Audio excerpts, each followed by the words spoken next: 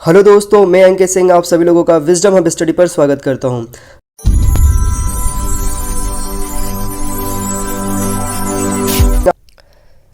तो दोस्तों, ये है आपके सामने सीरीज नंबर 23। इसमें जो सबसे पहले हम डिस्कस करेंगे पिछले सेशन का प्रश्न जो कि मैंने आपसे पूछा था। तो प्रश्न नंबर पहला है यहाँ पर कि अंतर्राष्ट्रीय वृद्धजन दिवस कब मनाया जाता है, 2021 की थीम क्या है। तो जो पहला प्रश्न है उसका जवाब है यहाँ पर 1 अक्टूबर को अंतर्राष्ट्रीय वृद्धजन दिवस मनाया जाता है और जो थीम थी वो है यहाँ पर dignity equality for the all ages. दूसरा प्रश्न यहाँ पर SSERAD का फुल फॉर्म क्या है, सीनियर एबल सिटीजन फॉर री एम्प्लॉयमेंट इन डिग्निटी। तीसरा प्रश्न है भारत का सबसे बड़ा एकल स्थानीय सौर ऊर्जा फार्म कहाँ बन रहा है, तो यह कच्छ गुजरात में बन रहा है। NTPC का पूरा नाम क्या है, नेशनल थर्मल पावर कॉरपोरेशन इसका पूरा नाम है। प्रश्न नंबर 5 है NTPC की स्थापना कब की गई थी, तो 1975 में NTPC की स्थापना की गई थी। मुझे उम्मीद है कि आप लोगों ने अगर आंसर्स दिए होंगे तो आप चेक कर सकते हैं यहाँ पर। तो चलिए दोस्तों, हम शुरू करते हैं हमारा करंट अफेयर का डिटेल एनालिसिस नंबर 23। इसमें हम 3 महत्वपूर्ण टॉपिक्स को डिस्कस करेंगे, जिसमें से पहला रहेगा भारत के सर्वाधिक महत्वपूर्ण खगोलीय साइट हनले। दूसरा रहेगा भारतीय मोर जिसे इंग्लिश में इंडियन पी फाउल कहा जाता है। तीसरा रहेगा श्याम जी कृष्ण वर्मा। इन तीनों टॉपिक्स को हम डिस्कस करेंगे और अंत में आपसे कुछ प्रश्न पूछे जाएंगे। यदि आप लोग इस पूरे वीडियो सेशन को ध्यानपूर्वक सुनेंगे तो मुझे उम्मीद है कि उन सभी के प्रश्नों के जवाब आप कमेंट सेक्शन में दे पाएंगे। तो जो पहला टॉपिक है उससे अगर हम डिस्कस करें तो वो है यहाँ पर भारत की सर्वाधिक महत्वपूर्ण खगोलीय site Hanle, most promising astronomical sites Hanle. तो हालिया में एक स्टडी किया गया, उस स्टडी में जानकारी प्राप्त हुई है कि लद्दाख जो है उसमें लेह के पास एक हनले नामक जगह है, वहाँ पर भारतीय खगोलीय वेधशाला को स्थापित किया गया है जो कि विश्व स्तर पर सबसे महत्वपूर्ण वेधशालाओं में से एक है, ऐसी यहाँ पर स्टडी के माध्यम से जानकारी प्राप्त हुई।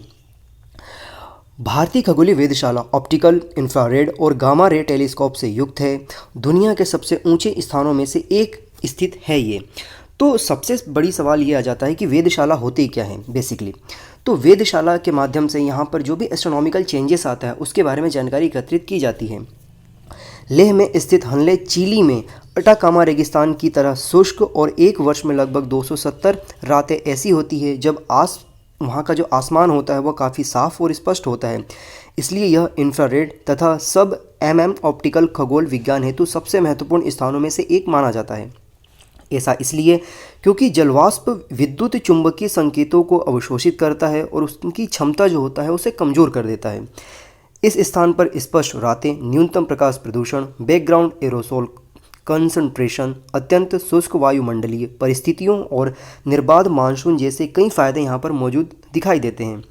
खगोलविदों के अनुसार यहाँ पर विशाल दूरबीनों के निर्माण तथा भविष्य की वेधशालाओं की योजना बनाने हेतु ऐसी स्थितियों का महत्वपूर्ण स्थान माना जाता है।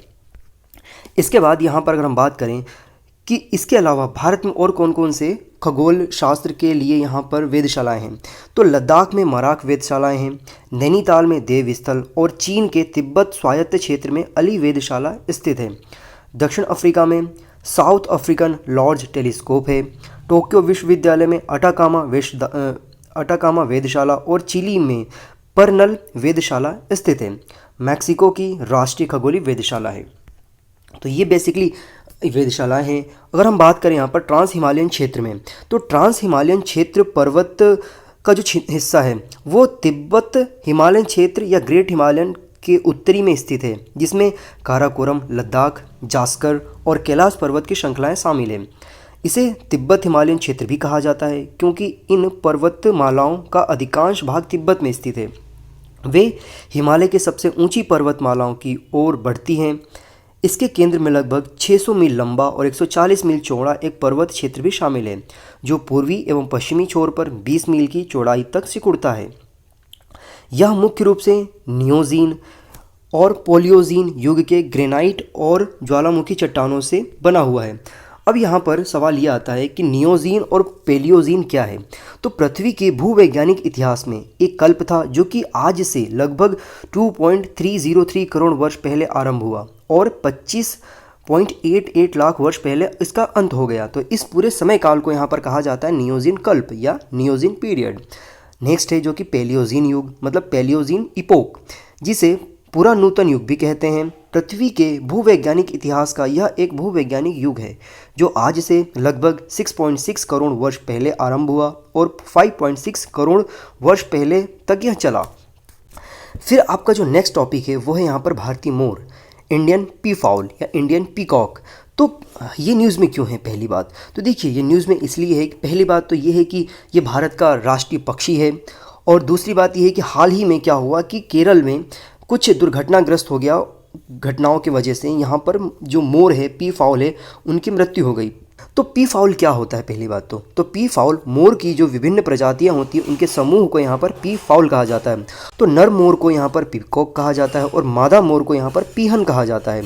मोर भारत का राष्ट्रीय पक्षी है। पी फाउल जिसो पावोक्रिस्टेसस फासियानिडो परिवार से संबंधित है। ये उड़ने वाले सभी पक्षियों में सबसे बड़ा होता है। फासियानिडे एक तीतर परिवार है जिसके सदस्यों में जंगली तथा घरेलू मुर्गी, मोर, तीतर और बटेर शामिल हैं। मोर की दो सबसे अधिक पहचानी जाने वाली प्रजातियां हैं, नीला या जिसे भारतीय मोर भी कहा जाता है जो कि भारत और श्रीलंका में पाया जाता है, हरा या जवाई मोर जिसे पावो म्यूटिकस म्यांमार, वर्मा में और जावा में यह पाया जाता है। अब इसको लेकर के क्या चिंताएं हैं पी फाउल को लेकर के? तो ये केरल में धान की खेती जो होती है उसके लिए बहुत ज़्यादा खतरा है ये। क्यों? क्योंकि यह धान का जो फसल होता है उसे नष्ट कर देता है। उसमें जो यहाँ पर फसल आती है, जो बालियाँ होती हैं, उनको यह नष्ट कर देता है, भोजन के रूप में इस्तेमाल कर लेता है। तो इस वजह से वहाँ पर ज़्यादा चिंतनीय बात हो जाती है। और जो आप बार बार सुनते होंगे मानव पशु संघर्ष को ये बढ़ावा देता है। इसका कारण ये भी है कि मानवों ने जो जंगल वाला क्षेत्र था वहाँ पर जाकर के फसल उत्पादन कर दिया, रहन सहन स्टार्ट कर दिया, बसावट स्टार्ट कर दिया। इसके कारण हमें सामने नज़र आते हैं मानव पशु संघर्ष।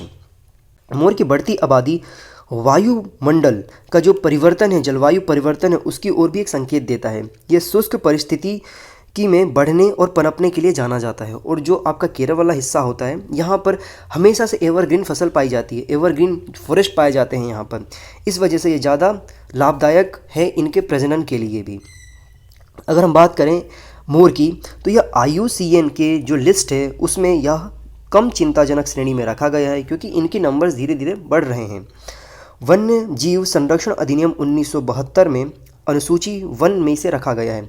ये जो दो मैंने बताया आपको संरक्षण की स्थिति, IUCN और वन्य जीव संरक्षण अधिनियम, इसके बारे में आप पढ़िए। किसी अन्य सेशन में मैं आपको इसके बारे में पूरी विस्तृत जानकारी दूंगा। इसके बाद जो हमारा तीसरा टॉपिक है वो है यहाँ पर श्यामजी कृष्ण वर्मा।